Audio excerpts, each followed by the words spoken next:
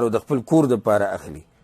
په دې ورځو کې زما یو اهم نصیحت هغه تاجرانو ته دی او کاروباریانو ته دی، هغه دا دی چې د الله بندګانو مسلمان خو په داسې موقع پسې ګرځي، مسلمان په داسې موقع پسې ګرځي چې زه به په څه طریقه باندې د مسلمانانو له د انسانانو له فایده ورکوم، زه به په څه طریقه دوی ته خیر رسوم. یو مسلمان په دې پسې ګرځي او ته سامان ګرانې او ته دوایانې ګرانې او ته د استعمال شي نه ګرانې، د الله نه یېرېږې.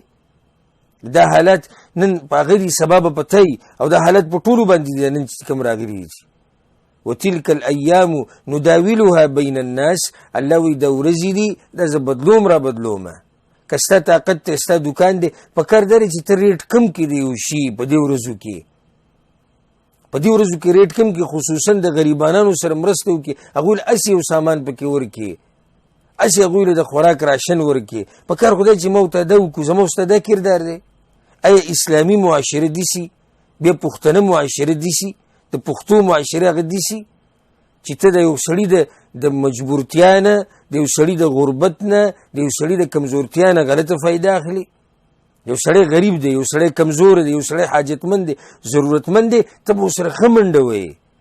د بعضو ریټونه ښه ډېر کړي وي، دا د تجارت ورځي، د الله نه ویرېږئ، ویرېږئ د الله نه. ګوره ان بطش ربک لشدید، د الله رانیوه ګوره ډېر سخي، ګوره د الله رانیوه هغه ډېر سخي. ګوره مه کوئ د الله د مخلوق سره ظلم، مه کوئ د الله د مخلوق سره دوکې دړاکې، ویرېږئ د الله نه. هغه لوی الله ته موږ ټول مخامخ کیږو.